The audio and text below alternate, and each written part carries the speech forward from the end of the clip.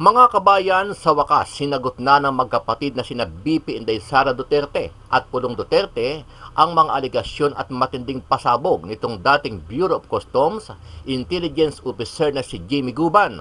Sabi ni Pulong Duterte, hindi po si Jamie Guban ang taong yan sapagkat siya po ay nakontempt na ng Senate Blue Ribbon Committee dahil sa kanyang pagsisinungaling. Klaro po na walang kredibilidad ang taong yan at walang basihan ang kanyang mga sinasabi noon pa man. Kaya di ko po alam kung bakit bigla siyang naging star witness dito.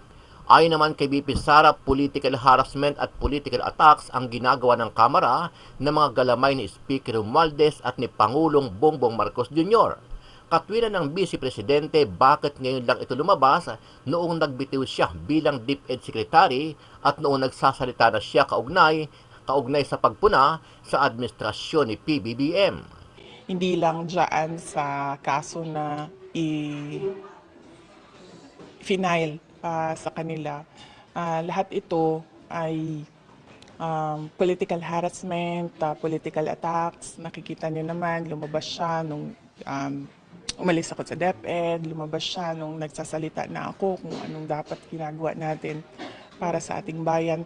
Dagdag pa ni BP Sara, mainit ang politika ngayon sa ating bayan, kaya may mga ganitong pag-atake sa kanilang pamilya.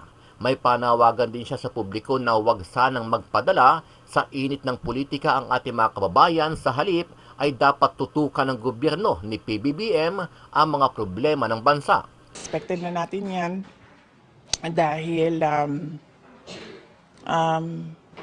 mainit nga ang politika ngayon dito sa ating bayan. Pero inuulit ko, sana ay hindi madala ang ating mga kababayan sa ingay ng politika, kung hindi dapat tutukan talaga natin yung totoong problema ng ating bayan. Matatandaan na lantarang itinuro ni Jamie Guban ang pamilya Duterte na siyang nagmamay-ari ng shabu shipment na nagkakahalaga ng halos 6 na bilyong piso noong nakaraang entrapment operation noong buwan ng Agosto taong 2018. Ayon kay Guban, biglang nagbago ang kanyang testimonya dahil tinakot at hinaras siya noong panahon ni dating Pangulong Duterte. Tuloy-tuloy po akong dinodoro. Jimmy, pag binanggit mo ang pangalan na to, pag binanggit mo to, mamamatay ka. Alam niyo po ba kung sino yung mga tao na ayaw niyang ipabanggit? Si Pulong, si Mans, si Michael Yang, at ang sabi niya pa, mga kaibigan niya ni Bini, Antiporda, magkakasama yan, hindi mo ba iisang pamilya yan? Palagi yan sa Malacanang. Ano ang masasabi mo dito, kabayan? Naniniwala ba kayo sa mga binitawang pasabog ng dating Customs Intelligence Officer na si Jamie Guban? O isa lang itong paninira at political harassment ng administrasyon ni PBBM laban dito sa mga Duterte? Nanonood ang taong bayan eh. Hindi ba?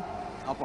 Napakahirap paniwalaan na magsasabi ka ng iba sa Senate Blue Ribbon Committee, ang sasabihin mo dito, iba rin ang sinabi mo, at dito, ang binabanggit mo, katotohanan. Paano kami maniniwala sa'yo? Your Honor, yung katotohanan po ngayon ay inilabas ko dahil tinatakot ako nila during that time. Marami pong nangyayari during that time. Marami pong namamatay.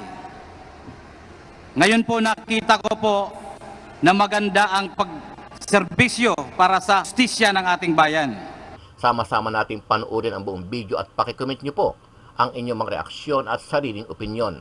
Pero bago yan, muli po ako nag-iimbita sa mga hindi pa po nakasubscribe sa ating channel na Kabayan News PH, pakipindot po ang subscribe button at pakiclick na rin ang notification bell para lagi kayong updated sa mga bagong upload natin na legit at napapanahong balita.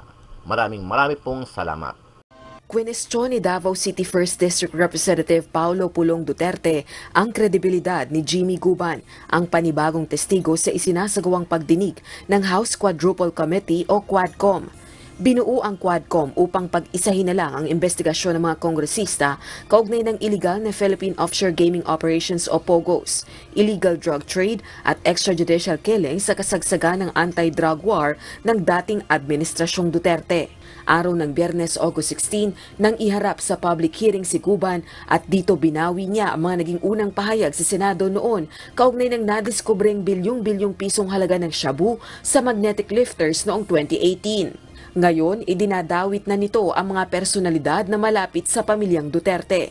Kabilang na si Representative Duterte, Attorney Mans Carpio, asawa ni Vice President Sara Duterte, at maging si Michael Yang na dating Presidential Economic Advisor ni dating Pangulong Duterte. Tinawag namang hearsay o chismis ng abogado ni Yang na si Attorney Raymond Fortun ang mga pahayag ni Guban. Lalo na't wala naman ang pangalan ni Yang sa anumang shipping documents o naging consignee man ito. Samantala, iimbitahan naman ang mga personalidad na binanggit ni Guban sa susunod na pagdinig ng Quadcom. Ayon kay House Committee on Dangerous Drugs Chairperson, Surigao del Norte Representative Robert Ace Barbers, mabigat ang aligasyon ni Guban na may nagpapalusot ng mga iligal na droga sa customs. Anong motibo, bakit nagbago ang iyong desisyon, no? At nag-recant ka ng iyong statement. Ang sabi naman niya, gusto niyang magkaroon ng totoong hustisya dahil napilitan siyang sabihin yung mga hindi dapat niyang sabihin. So, kaya yun ang pinaka-point na nagulat. No? Apparently, there seems to be a pressure nung siya ay tumistigo noon, na kung saan, naging dahilan para din siya ikulong. Umalma si Vice President Sara Duterte sa pagkakadawit ng kanilang pamilya sa kontrobersyal na shabu shipment noong 2018.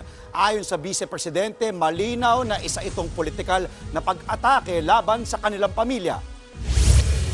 Political harassment. Ganyan inilarawan ni Vice President Sara Duterte ang pagkakadawit sa kanilang pamilya sa umano'y shabu shipment noong 2018. Yan ay matapos diretsahang ituro ng testigong si dating Customs Intelligence Officer Jimmy Guban ang ilang miyembro ng pamilya Duterte at ilang malalapit sa kanilang opisyal na may-ari umano ng shabu shipment. Nangyari yan sa unang pagdinig kahapon ng binuong Quad Committee sa Kamara sa Pampanga para imbestigahan ang koneksyon ng mga pogo, illegal na droga at extrajudicial killing sa bansa. Nakikita niyo naman, lumabas siya nung umalis ako sa DepEd, lumabas siya nung nagsasalita na ako kung anong dapat ginagawa natin para sa ating bayan. Dagdag ni VP Sara, ang kapatid niyang si Congressman Paulo Pulong at asawa niyang si Attorney Mans Carpio na lang ang sasagot hinggil sa issue. Nauna nang sinabi ni Congressman Pulong na hindi niya kilala si Jimmy Guban at wala raw silang anumang naging transaksyon. Dagdag pa ni Pulong, wala aniyang kredibilidad at walang basehan ang sinasabi ni Guban. Pinaalalahanan naman ng pangalawang Pangulo ang taong bayan na ang tunay na problema ng bansa ay kahirapan at ang napakamahal na presyo ng mga bilihin. Yeah, Mr. Chairman, briefly, medyo mabigat yung mga tinuran mo, Jimmy Guban, no? I just wanted to make it clear, no? Meron lang akong liliwanagin, kapraso lang to. Kasi nabanggit mo yung nagkaroon ka ng recantation. Kumbaga, binawi mo yung mga sinabi mo na sa Senado couple of years ago that si Asierto ang nag-import ng mga shipment doon sa custom. Apo, yes, at yun ay binabawi mo. Ang tanong ko sa iyo, kailan mo siya binawi? during my testimony at the court, at the Regional Trial Court of Manila. When was this? Your Honor, I think that was only last year. What month? October. I was brought in Bureau of Correction by November. Okay. October, I think. October 2023. Before, Your Honor, yung part na po yan, hindi ko pa po nababasa. Yun lang po yung months na yan, pababa.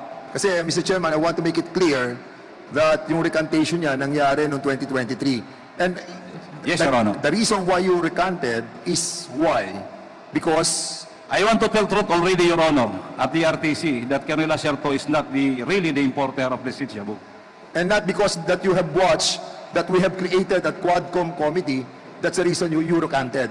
No, Your Honor, I was in jail during that time. Kasi I don't want to make it seem that because of this Quad committee that we created, nagkaroon po siya ng recantation. And I don't want that to be perceived by the people and by us that you have manifested that statement that you have mentioned a while ago because you have recanted a year ago. Yes, hindi ko pa po alam yung committee, Your Honor. Talagang totoo lang yung sinabi ko doon sa korte. Kasi Hindi ko pa alam yung Mr. tungkol Jimmy committee. Guban, syempre natatakot din ang members ng committee na to because you have recanted, no? That, kumbaga, binago mo yung statement mo eh. And how can we be assured that you will not be changing your statement again? Diba? Kaya, syempre, kanina medyo nagulantang ako dahil ang dami mo rin nabanggit ng mga pangalan. Nabanggit mo sila Peña, si Tess Mangawon, Benit Abtiporda, Paul Gutierrez, Konsehal Abelara, si Pulong, si Michael Yang, si Hans, si Mans. So I was trying to jot it down eh. And napuno na itong aking sinusulatan and I'm really confused, no? But of course, this is the statement that you have taken your oath. Yes, Your Honor. So, sino nagpakilala sa kay ano? What's the name of the guy that... Small boy, a certain Henry, also a businessman in the bureau. Then, kaibigan din. Can you kindly tell us, ano ba siya? Half Filipino, Chinese, or what? I think he was a half Chinese-Filipino, also engaged in parang facilitation, financing sa customs. Siya ng mga nagpakilala sa iyo kay Abiliera, Konsehal. kay Small Boy. So hanggang ngayon, meron kayong communication itong si Henry. Your Honor, wala akong communication, nakakulong ako. And hopefully, nandito pa siya sa Pilipinas. Anong ipilido ng Henry? Your Honor, yun ang ano ko yun, pag once ma-refresh ako, makukuha ko po yun. Kanina na sinasabi mo rin yung narinig ko yung pangalan ni Paul Gutierrez. Yes, Your Honor. Nung binabanggit mo na pumasok siya doon sa custody center ng Senado. Apo. So, sino kasama niya doon? Yung babaeng empleyada ng Blue Ribbon Committee, nakita ko rin yung ID niya, Senate. Then nagpakilala siya as staff ng Blue Ribbon. Kaya nga binuksan ko yung pinto. Then pagpasok niya, pumasok din si Paul Gutierrez. Nagpakilala siya. Then doon ako nilambas lahat ng mga salita niya. Tanda mo yung staff ng Senado? Your Honor, tanda ko sa muka. Pero alam ko may CCTV po doon sa baba dahil parking lang yun eh. Covered yun ng CCTV. If ever, Your Honor, may makita pong CCTV, nandoon lang po yun. Kasi sa tabi lang ng parking ang kwarto ng mga kinokontempt eh. So,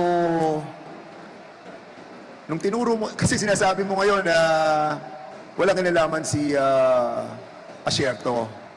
So ngayon, nung kinausap ka ni Paul Gutierrez, iba ang sinabi mo. Wala akong binanggit sa kanila, Your Honor. Hindi na po ako kumibo. Basta't yung pananakot niya, parang tinanggap ko lang lahat. Hindi nag-iisip ako. Paano pagkakasabi sa ni Mr. Gutierrez? Sinabi niya na, Jimmy, magmura pa nga eh. Kung yun gagawin mo, babanggitin mo mga pangalan nito, alam mo naman kung sino yan. Mga magkakaibigan yan, Malacanang yan, press. Doon ko nalaman na si Michael Yang ay officer pala ng National Press Club. Ibig sabihin, matagal na sila magkakilala, magkaibigan, pati si Pulong at si Mans. Doon niya ako tinitrete ng todo na never to mention those names. I think, Mr. Chair, we have to invite those personalities that our resource person have mentioned to give their side of story. Because ito ay istorya ni Mr. Jimmy Guban, and we have to hear as well the side of the others who have been mentioned in this committee hearing. Siguro later on, I'll be propounding my question again, but for the meantime, medyo madugo lang yung kanyang mga nasabi, kaya I'm giving some time for the other members to propound their question as well. Thank you, Chairman Dan Fernandez. Pwede bang mag-clarify ng sa iyong sinabi kanina? Are we going to invite personalities na na-mention ni Jimmy Guban to the next committee hearing of the Quadcom? And if so, pwede bang malaman kung sino-sino ito? Ang nakikita ko, Mr. Chairman, because he mentioned that he spoken with Henry. Henry, You have mentioned Henry. Itong Henry, siguro, ano siya?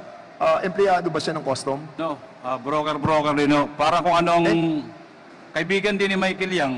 Pero he is a registered broker sa Hindi po. custom. Ano lang yan, parang financer. Ganun po sa customs eh. May financer, may nagko-consolidate ng mga kargamento galing sa China, abroad.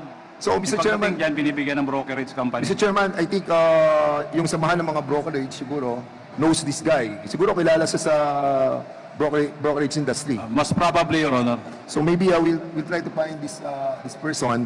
And he mentioned as well dito, kung titignan mo yung kanyang binanggit kanina na sinusulat ko, ay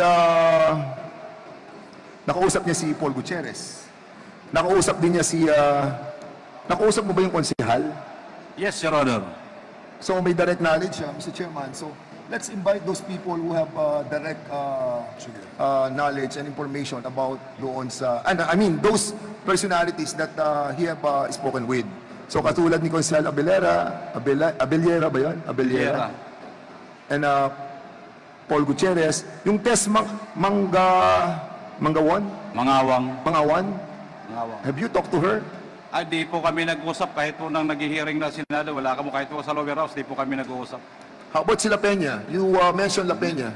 We never talk also, except sa mga hearing. So, I think, Mr. Chairman, yun lang po yung nadinig ko doon sa mga binanggit niya. Hindi ko pa nababasa masyado yung kanyang sinumpaan. But, of course, siguro sa susunod, we can invite others as well. Ako lamang nagtataka, no? Sabi nga sa amin dito, napakarami ng binanggit mo, nag-mention ka ng mga pangalan ng mga kilala. Ang tanong ko lang, ba't mo ginagawa ito? Under oath ka, no? Ba't mo ginagawa ito? Hindi ka ba kinakabahan sa buhay mo? Ba't mo ginagawa ito? Your Honor, thank you very much dahil may request po talaga ako ng security bago po ako nagsasalita dito dahil ang kailangan ko po ay katotohanan. With the Almighty God, sabi ko, tulungan ako na makuha ko ang tunay na hustisya. Dahil wala sa hustisya ang binibigay nila sa akin. At hindi ko po yun makukuha kung hindi ko po isasawalat ang katotohanan. Dahil hindi po mangyayari ang tunay na hustisya sa isang katulad ko na mahirap lang, hindi maimpluwensya. Ang kalaban ko ay napakalaki. Katotohanan para sa iyong sarili o katotohanan para malaman ng taong bayan ang nangyayari sa ating lipunan? Katotohanan po para malaman ng taong bayan ang nangyayari sa ating lipunan. Lalong-lalo na po sa criminal justice system natin. So wala ka ng tiwala sa criminal justice system natin? That is correct, Your Honor. Dahil po dyan, nakulong ako na ang judiciary ay parang may nagdidiktang ibang tao galing sa labas.